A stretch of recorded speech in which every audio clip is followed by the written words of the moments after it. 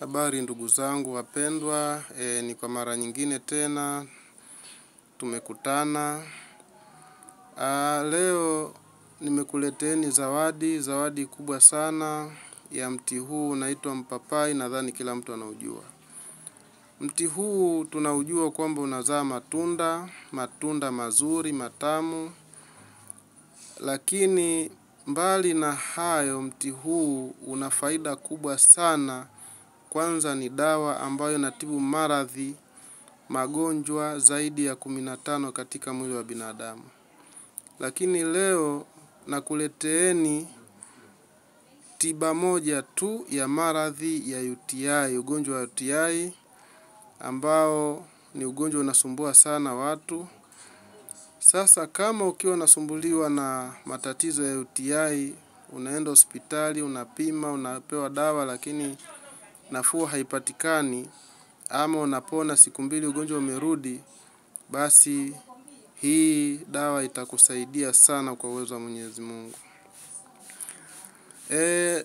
Cha kufanya kwamba unachukua majani haya ya mpapai, majani yale mateke yale, alafu unayatwanga vizuri.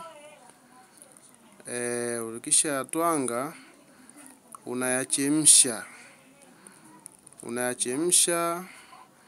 yachemke vizuri kabisa, yachemke kisawasawa kabisa. Baada ya kuchemka majani haya, dawa hii iko tayari, unaepua. Ukisha epua basi subiri dawa ipoe kidogo, alafu weka kwenye kikombe wastani wa robo lita.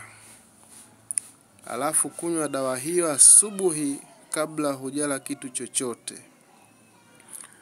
Utakunywa dawa hiyo kutwa mara 3 siku ya kwanza, kwa maana umalize wastani wa lita 1 au lita kasoro.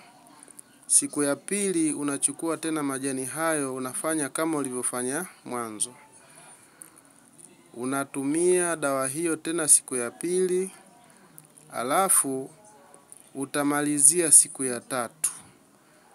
Hapo ndugu yangu, tatizo hilo utakuwa umelitibu kwa kiasi kikubwa sana. Lakini ndugu yangu, ninachopenda kukuambia, endelea kunifuatilia, subscribe kwenye chaneli yangu. Nitaendelea kukupa elimu zaidi ya mti huu wa mpapai na dawa zingine tofauti. Karibuni tusafiri pamoja. Asanteni.